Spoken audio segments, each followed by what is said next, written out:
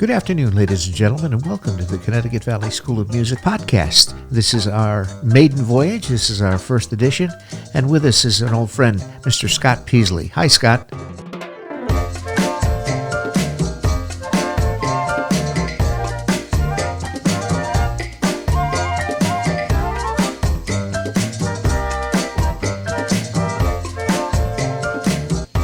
Tell me about your day job. I am now the science department head for Middletown Public Schools, but before that, I was actually hired during the pandemic to pull a bunch of teachers together to understand like how to teach remotely and also like how to engage kids remotely. And from that, I realized that like one, there was a big deficit in teacher understanding of like technology that is used pretty often in the public sector at that point, and two, that kids really weren't engaging in a lot of stuff, right? Okay. So through that, I decided to do two things. One is that through my understanding of what I was doing in my day job, which was making YouTube videos for teachers on how to like help them, Okay. right?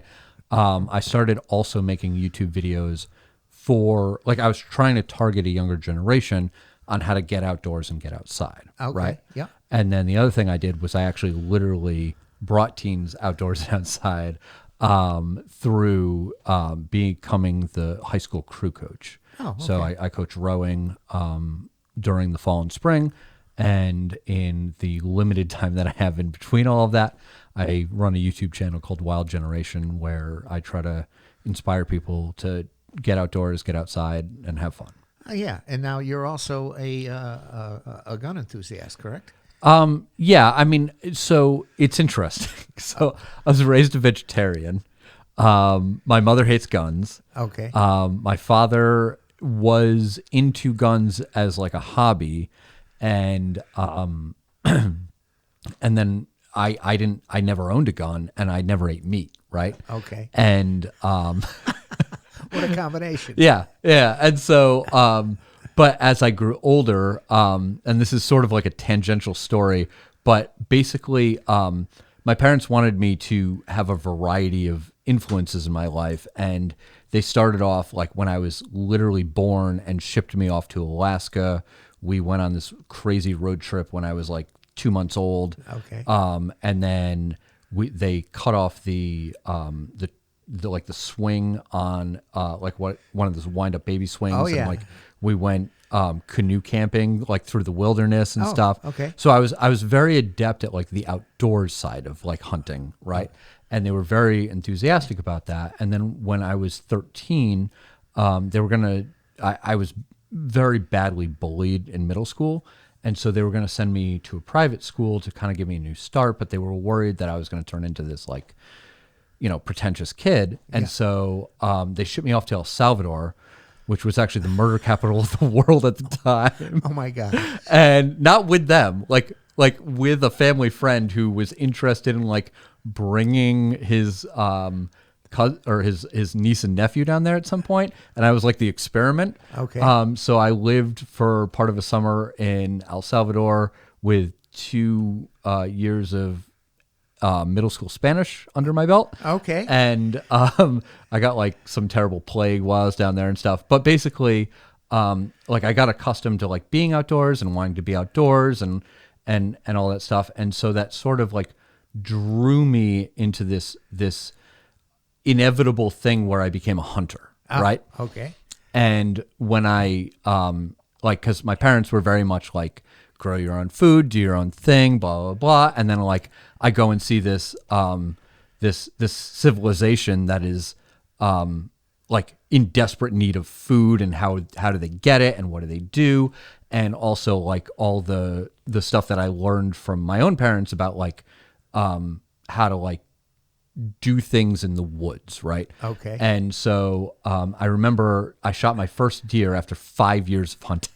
Oh wow. I Okay. was so bad at it. I had no idea what I was doing, and my sister, who's a vegan, Okay. happened to be home at the time, and I call my dad, and I'm like, "Hey, I shot my first deer," and totally not what I expected. Okay. My dad shows up, my sister shows up, And my sister's like just finished her all of her doctoral classes and stuff, and she's a physical therapist, and she's like, "Oh, I know what that organ is. I know what that." As I'm like dissecting this, Oh my God! and I have no idea what I'm doing. And my dad like throws it in the back of like his homemade trailer that's like a Subaru, like in the back of a Subaru, and like pulls it home for me. And I'm like, I didn't expect any of this, right? Okay. So like basically, long story longer is that my grandfather dies, and he was a massive gun enthusiast, and so I inherited a bunch of his guns. Oh, okay. Because they wouldn't go to my father, because my father wasn't interested in the guns, because my mother doesn't like guns, and so on and so forth. But basically, I kind of became both the like exactly what my parents wanted me to be, and the exact opposite of what my parents wanted me to be at the exact same time. And so I wouldn't call myself a gun enthusiast. I would call myself, like I like tools. Yeah. And guns are a tool. Okay. And I like using them for the purposes of going out and getting food. When you shot your first deer, was that with a shotgun or was that with a rifle? Or so you have to remember that I actually had no idea what I was doing, and this was actually very dangerous because I didn't actually know what I was doing. The rifle that I got was a Mossberg. It's like the lowest end Mossberg that you can get, and it came with a turkey barrel, which is just a straight barrel, kind of like what you'd use for ducks, but it's shorter. Yeah. And the choke is a little bit different on it. And then I also had another barrel for it, which is a threaded barrel. Okay. And on the ammo, it tells you to use certain, or on the Barrel. the barrel and on the ammo, it tells you like use this for a threaded barrel and use this not for a threaded barrel, right? And I had put threaded ammo in a threaded barrel. Okay. Right. So I probably should have died from that, but I didn't. Yeah. Thank God. But what I realized was that because of this weird situation where I'd put the wrong ammo in the wrong gun, it was shooting down into the left. Okay. Right. And so after 5 years, I had no mentor. I had nothing. And I will say, if you ever go hunting and you need a mentor, you need a mentor, because a year after that, I got a mentor. Or no, that year, the same year I shot that deer, I had gotten a mentor. I had learned what to do, and I've shot many deer every year since then. Okay. Right. So but with this situation, I saw the deer. It was about 100 yards away. Yeah. And it wasn't a big deer. It was a yearling. And I had open sights on a shotgun that wasn't shooting in the correct direction. Yeah. And so I Kentucky windaged up and to the right because it was shooting down and to the left. Okay. And at 100 yards with iron sights, I shot it straight through the heart. Wow. Yeah.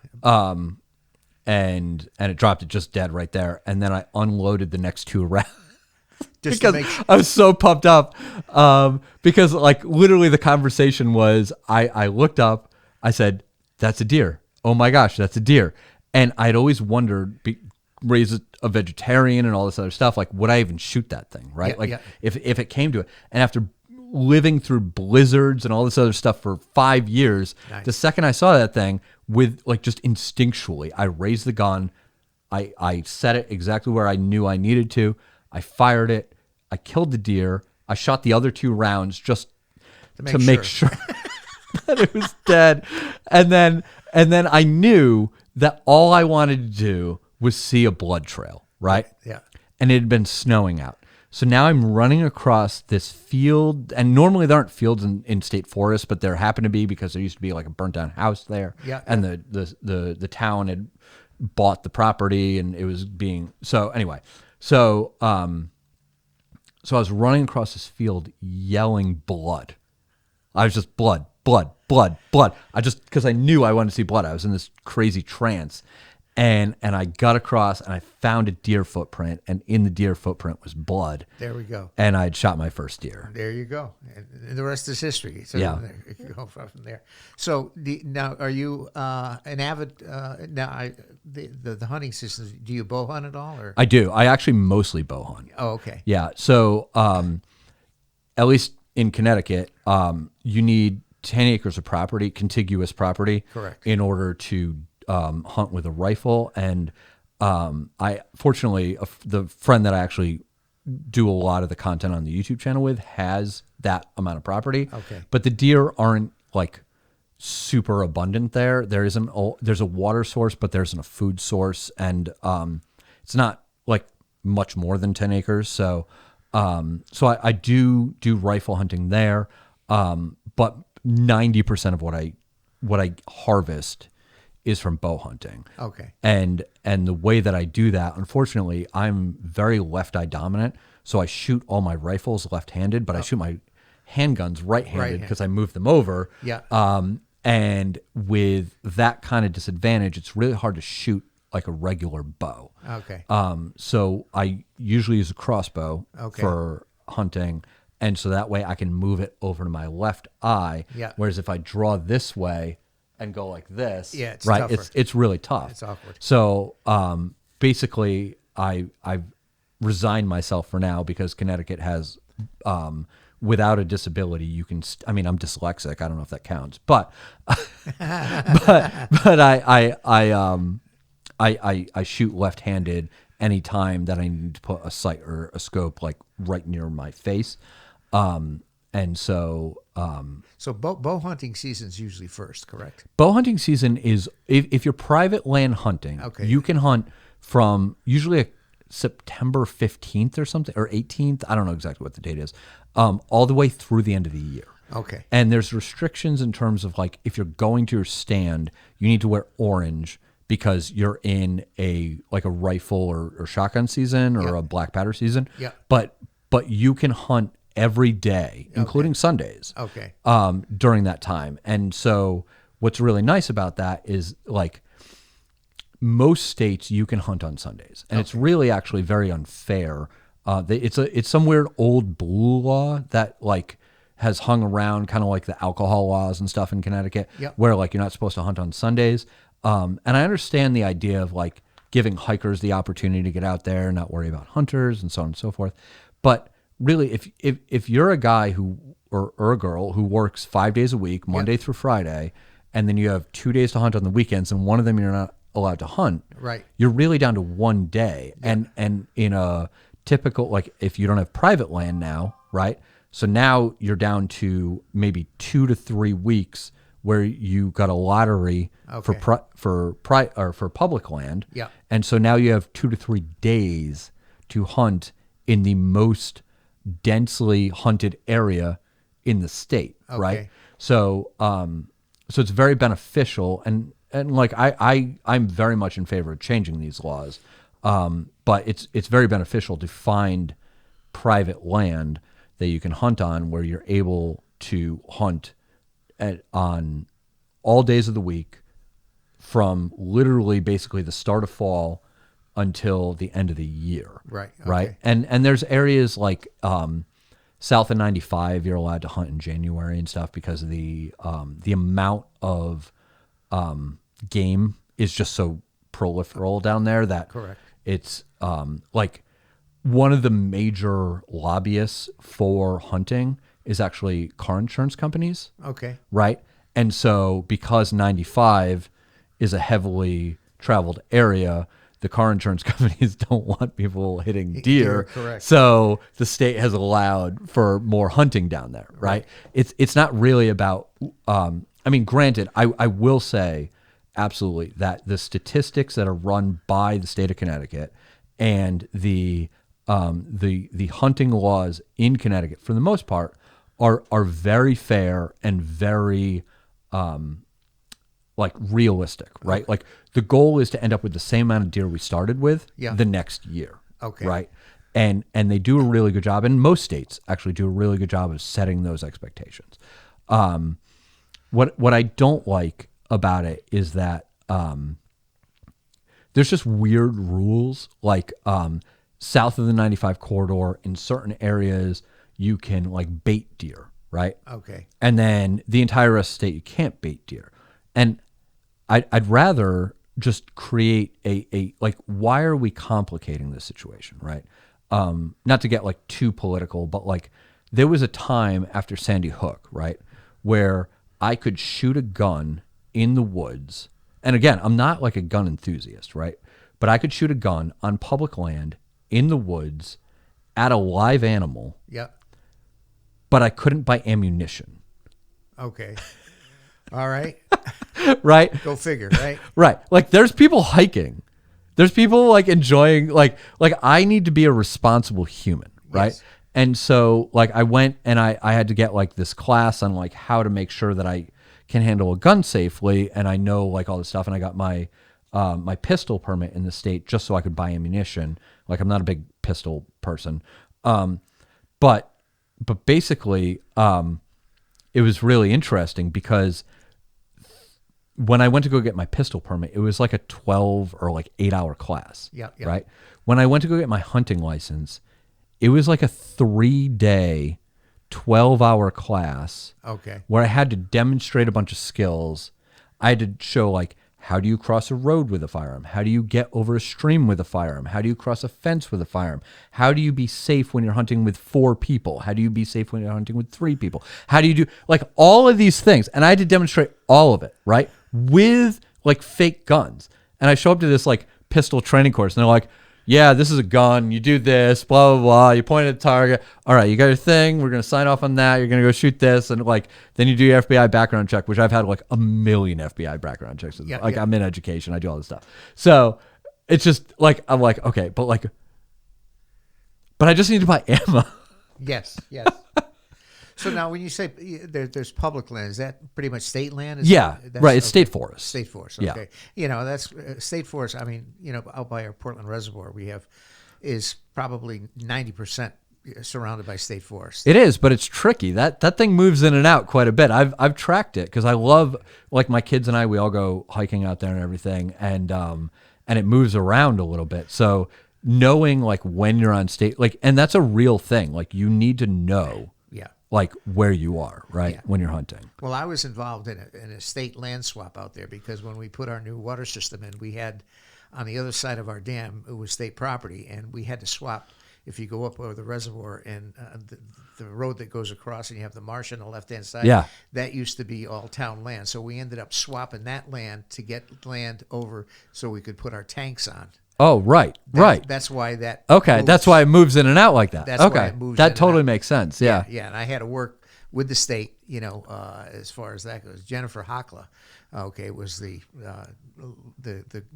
forester at Deep, or now it's DEP. Yes, it is. But now it's Deep, you know, Yeah.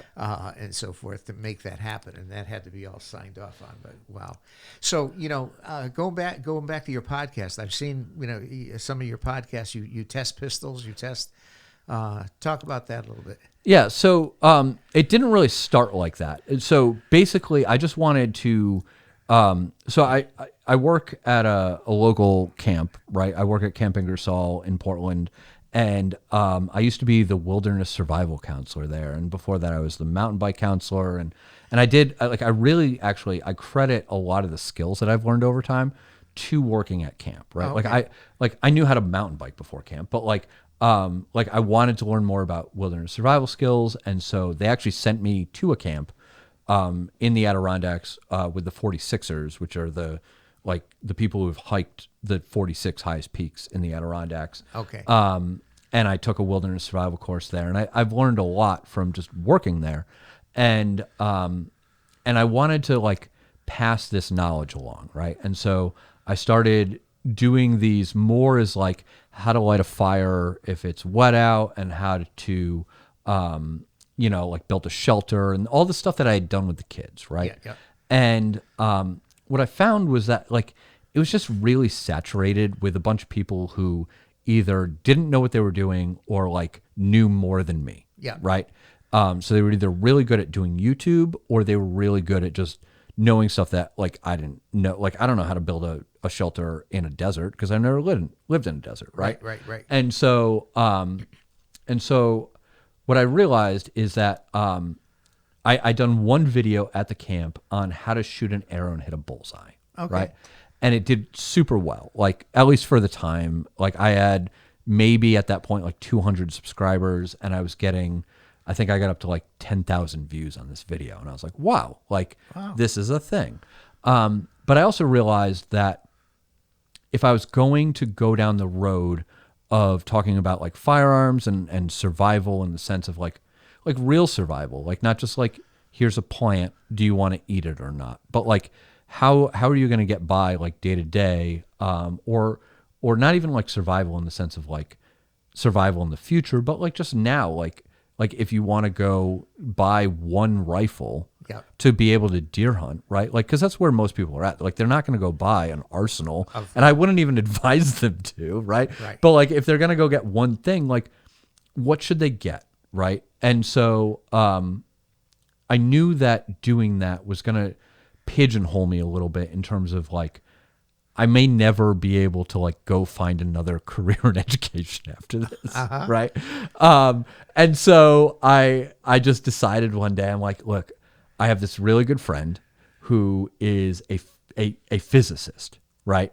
And, he's super intelligent. Like but I think when he was like 28 years old, he was running the Oswego power plant up in New York. Right. Okay. Like he's very, very smart. And he's very cantankerous at the same time, right?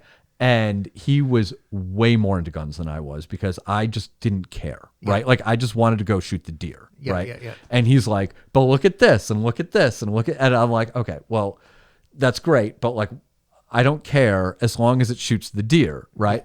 But I had all these guns that I'd inherited, and so we crossed the Rubicon one day and we did one video with firearms, and I didn't even put my face in the thumbnail, right? I was just like, I'm not even gonna touch this.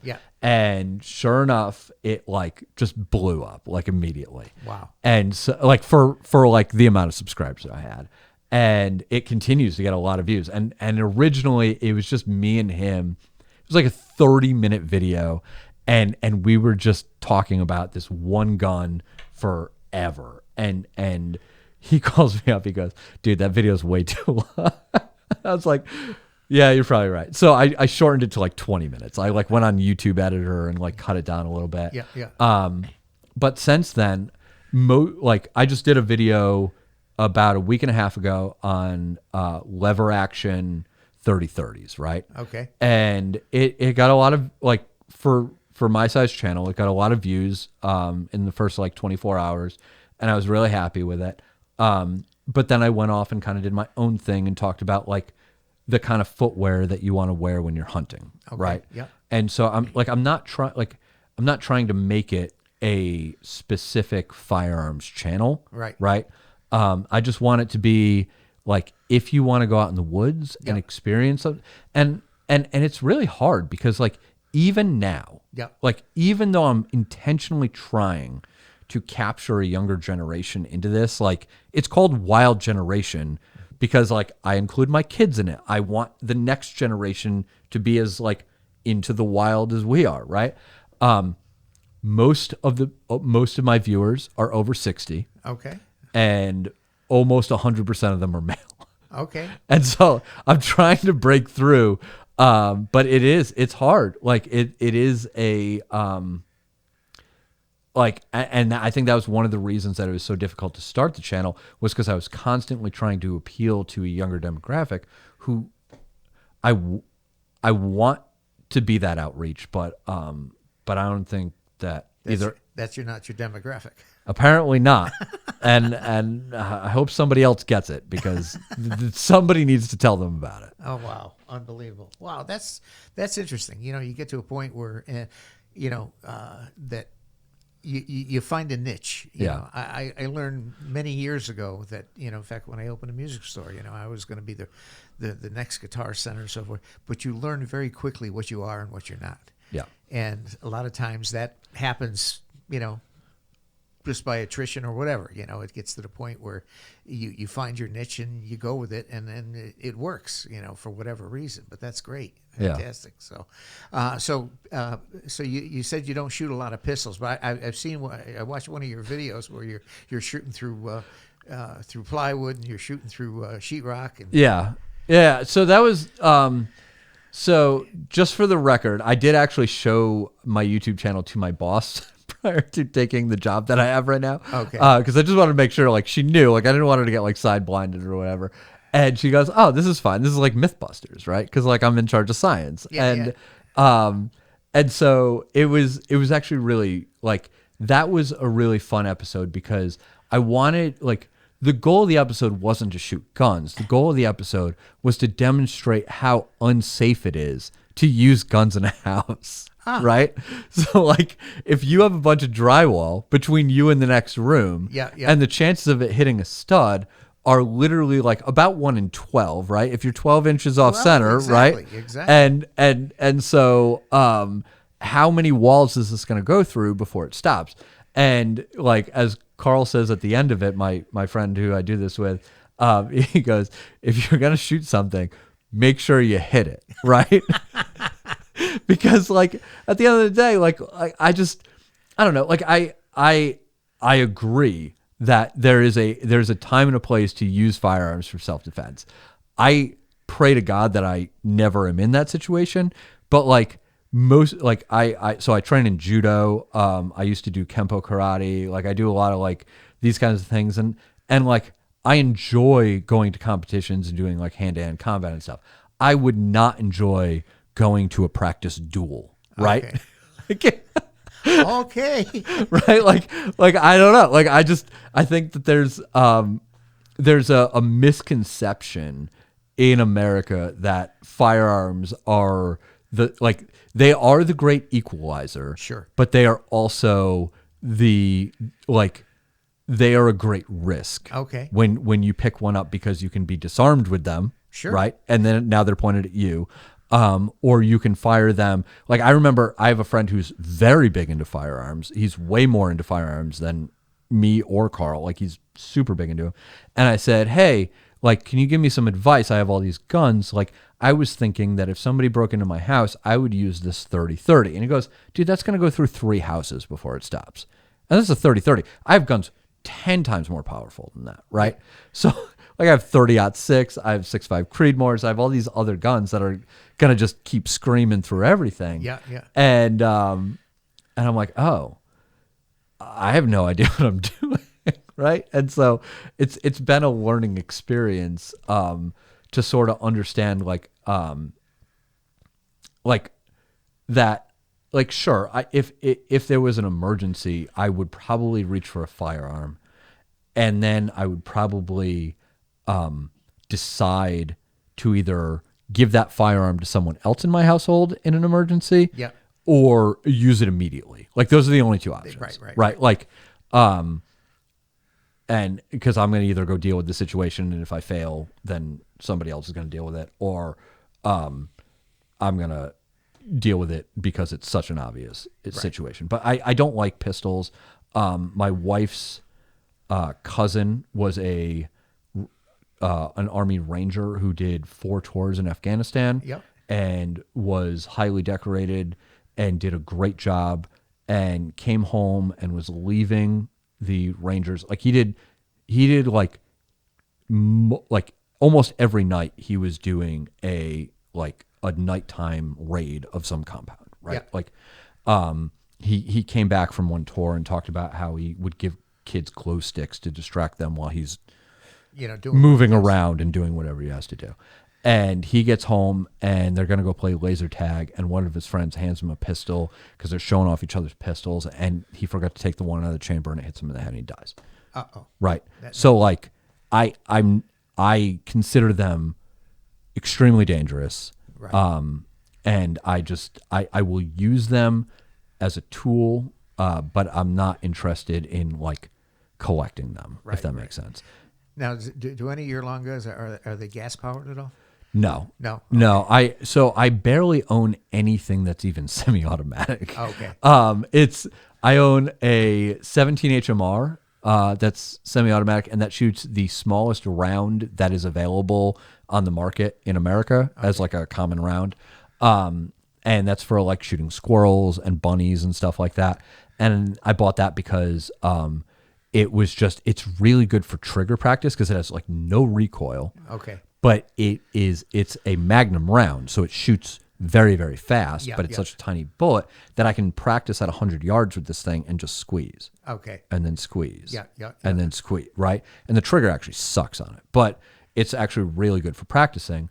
And then I have my Ruger 1022 that is, again, it's a very small round. It's a 22 or a 22 rifle. And I bought that as like, actually, I think that was the first rifle that I personally bought. Okay. And that was also for like squirrel hunting and just kind of plinking at the range and having fun with. And then I have some sort of version of a Henry, like survival gun that kind of like pulls apart and like you build it. Okay. Right. Yeah. And that's also a 22. But beyond, like, I don't own any sort of like ARs or like M1. or M1s. I actually, Carl has an M1. It's a M1A Scout, and I'm totally jealous of that. That thing is, I would buy that in a heartbeat if I could. That is a great gun. And that's what people like. Honestly, it drives me a little crazy sometimes for like people who don't understand like what a high-powered rifle is. Like they're like high-powered rifle this, high-powered rifle that. The shooting was done with a high-powered rifle. Like your common AR round, right, is a 223. Yep. You're not legally allowed to shoot a deer with that because it's not powerful enough, right? So like you literally aren't even allowed to like shoot most. You're not allowed to shoot in the woods because it's bigger than a 22. Yep. So you can't shoot the rifle with it. But you're also not allowed to private land hunt with it because it's not powerful enough to kill a deer, right? And so, but there's no restrictions on the M1A, which is a terrifying war machine. Oh God, yeah. That shoots 30 caliber rounds as a scout rifle that just like would like that's like that is toppled civilizations, right? So I don't know, but like it's a whole thing. Yeah. My son is he's in the reserves now, but when he spent 8 years active in the Army. But when he was in the Army, he was the armorer in his unit. Yeah. So he was in charge of keeping track of them, dishing them out, maintaining them, right? Putting them in the armor and so forth. So it's a whole thing, as far as that goes. But it's interesting. So. Well, great. Hey, Scott, thanks so much for coming in. Absolutely. And doing this. We're going to do some more because there's a whole lot more I'd like to talk to you about and go from there. Sounds good. All right. Thank you for having me. Oh, no problem.